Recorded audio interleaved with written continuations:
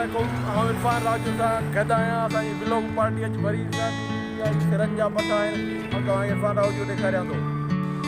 साईं मां आहियां इरफान अली राजू मूंसां गॾु आहे सिकंदर गुरदास साहिबु जेको ब्लॉग पार्टी जे लाइ अॼु असां किथे ॿाहिरि जे इलाइक़े में आया आहियूं।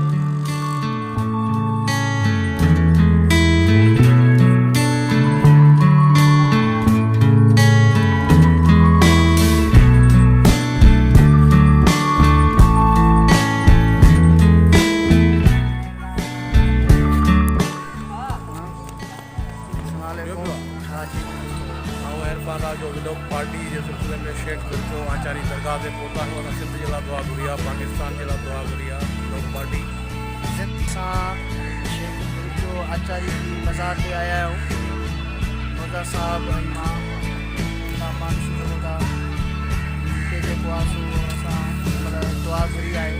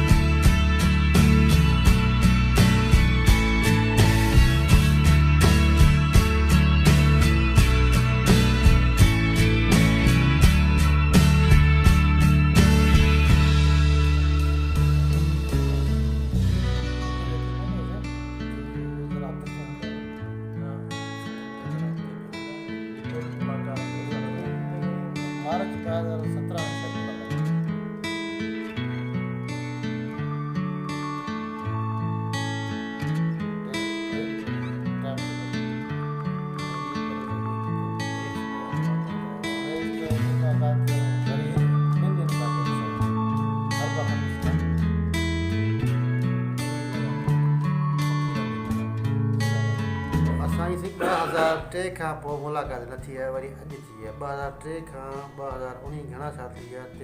ऐं पंहिंजो 16 साल थी विया 16 साल खां पोइ अचे 16 साल अॻु में मुंहिंजी दाढ़ी न मुछियो दाढ़ी बि आहे मुछ बि आहे ॿारनि जो थी पियो आहे हिमत बि आहे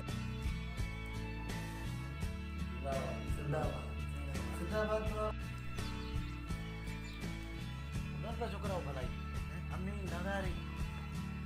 न नंढड़ा इमरान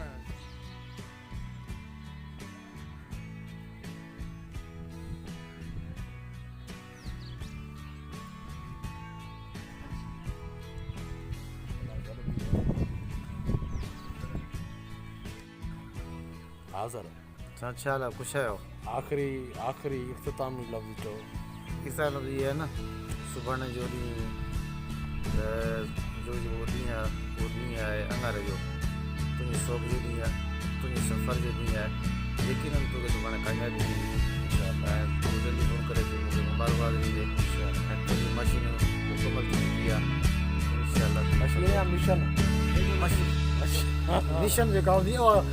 पाणी खणण वारी हूंदी आहे ना हिकिड़ो मिशन थींदो आहे मिशन सही आहे मशीन पाणी वारी हूंदी आहे मशीन तव्हां मिशन था चओ या मशीन था चओ थी थो चओ मशीन ना असां सम्झूं कोन पिया तव्हां सम्झायो मिशन तव्हांजो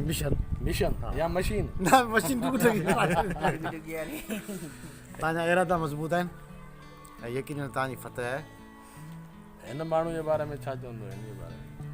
हीउ मुंहिंजो तमामु दोस्त आहे प्यारो दोस्त आहे है न हा साईं जे बारे में इहो मुंहिंजो दोस्त आहे ॿई मुंहिंजा पुट आहिनि है न न पाए में वॾा कया आहिनि उहो शहबाज़ साहिबु आहे ऐं मुंहिंजो नंढिड़ो फर्ज़ंद आहे बिल्कुलु पी दे वियो आहे हा इहो लोकल गवर्नमेंट जो जेको आहे सो ठाहींदो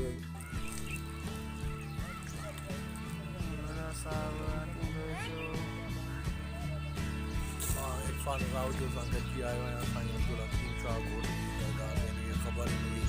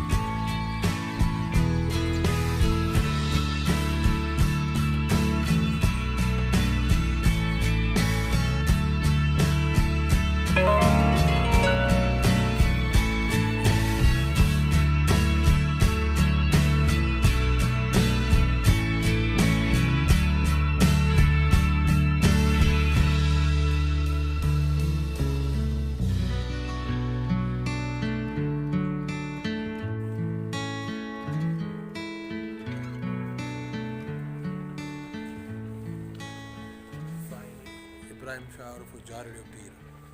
माशा